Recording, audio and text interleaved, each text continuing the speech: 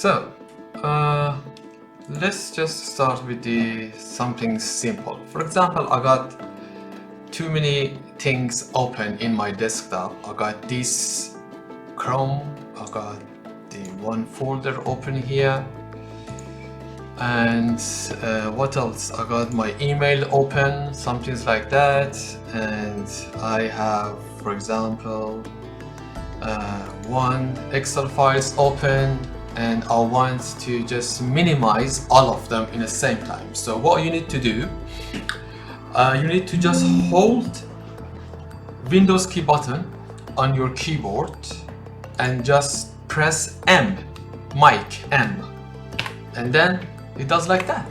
So it will close all of them together. So instead of just minimize it one by one, for example, let me open it again.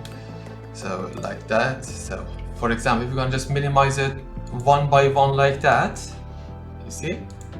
So you can do it in one go. Like press and hold Windows key and then press M. There you go. So that's the first one, which I'm gonna show you. And so let me just close these ones. I'm gonna just pause it.